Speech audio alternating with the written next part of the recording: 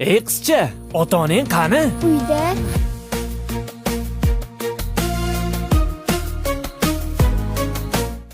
Qo'rqma, qo'lingdagilar og'ir ekan. Yur, uyingga olib borib qo'yaman. Og'ir emas amaki. Yuraqa, yo'ldan muzqaymoq olib beraman. Rahmat. Şu yaşama hevesinin insanların cümlesi. Adam begonalar mashinasiga o'tirmagin deganlar. Barakalla, aden to'g'ri aytibdilar. Ma, bu aqlli qiz bo'lganing uchun. Rahmat amaki. Faqat shokoladni yo'lda yeb olgin, a? Xo'p bo'ladi.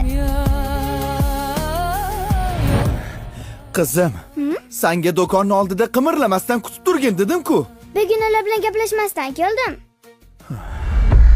Qo'lingdagi nima? Yaxshi amaki berdilar. Juda ham yaxshi amaki keldi.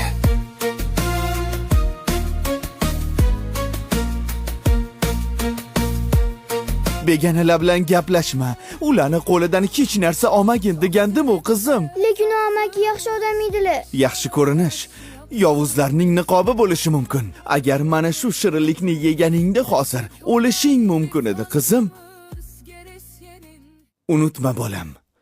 Bu yolg'on dunyoda hammagam rost gapiravermaydi.